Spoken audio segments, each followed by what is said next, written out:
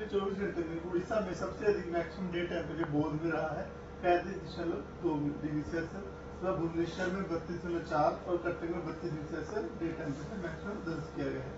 फिलहाल उड़ीसा के ऊपर तो दक्षिणी कोई सिग्निफिकेंट सिस्टम नहीं है, लेकिन आने वाले टाइम में जो सिस्टम बन रहा है एक low pressure area east central Bay of Bengal और अर्जानी नॉर्थ अंडमान सी के ऊपर था, वह वेस्ट नॉर्थ वेस्टर्न की तरफ मूव किया है और एक well marked low pressure area बन गया हुआ है और east central Bay of Bengal के ऊपर लाई कर रहा है सुबह 11:30 बजे की ऑब्जर्वेशन के हिसाब से।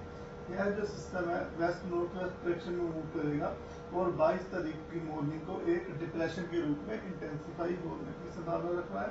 उसके बाद 23 तारीख को एक साइक्लोनिक स्टॉर्म बनेगा east central Bay of Bengal के ऊपर। उसके बाद यह system thereafter move north westward की तरफ मूव करेगा और north west Bay of Bengal off Orissa west Bengal coast के पास 24 अक्टूबर की मॉर्निंग को पहुंचेगा।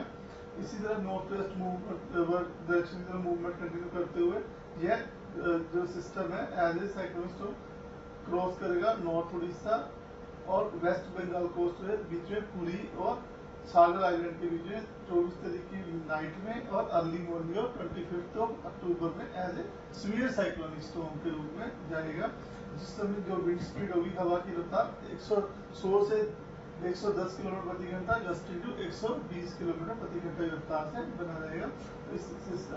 वेदर की औसत की बात करते हैं तो आज गजपति रायगढ़ कोरम नवरंगपुर मुल्कानगिरी में आइसोलेटेड प्लेस में हल्की से मध्यम वर्षा होने की संभावना है। उसके बाद डे 2 22 तारीख को कोरम मुल्कानगिरी में आइसोलेटेड प्लेस है लाइट टू मॉडरेट रेनफॉल होने की संभावना है। 23 तारीख को जो है हमारा बालासोर भद्रक जाजपुर कटक केंद्रपाड़ा जगतसिंहपुर नॉर्थ ईस्ट उड़ीसा है, यहाँ पर फेयरली वर्षा डिस्ट्रीब्यूशन रहने की संभावना है। उसके बाद जो हमारा साउथ कोस्ट उड़ीसा और नॉर्थ ईस्ट उड़ीसा में स्कैटर्ड रेनफॉल डिस्ट्रीब्यूशन की संभावना है और साउथ ईस्ट उड़ीसा में आइसोलेटेड रेनफॉल डिस्ट्रीब्यूशन रहने की संभावना है 23 तारीख को। 24 तारीख को जो है हमारा नॉर्थ उड़ीसा में लगभग जो ज्यादातर स्थानों पर हल्की से मध्यम वर्षा होगी और साउथ उड़ीसा में अनेक स्थानों पर हल्की से मध्यम वर्षा होने की संभावना है। 25 तारीख को पूरे उड़ीसा में ज्यादातर स्थानों में हल्की से मध्यम वर्षा होने की संभावना है। डे 3 में 23 तारीख को Balasore Bhadrak Jajpur Kendrapara Jagatsinghpur in the district में आइसोलेटेड हैवी रेनफॉल होने की संभावना है और थंडरस्टॉर्म लाइटनिंग की वजह से आइसोलेटेड से येलो अलर्ट दिया गया है।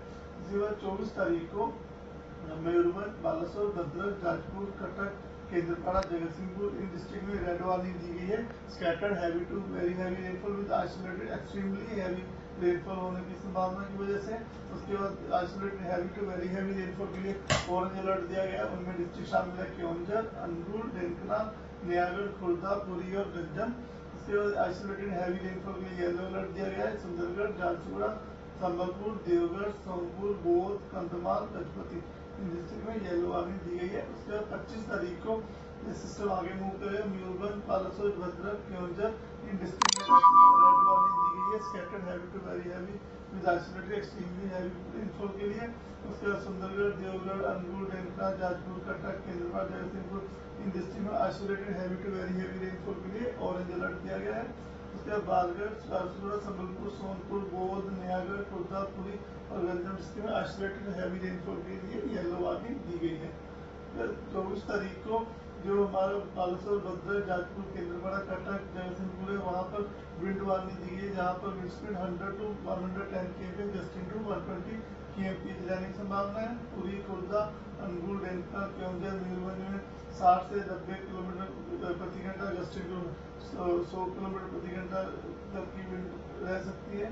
उसका सुंदरगढ़ संबलपुर देवगढ़ बौद्ध नयागढ़ गंजम इन डिस्ट्रिक्ट में 50 से 60 km just into 70 km wind रहने की संभावना है 24 और 25 तारीख को।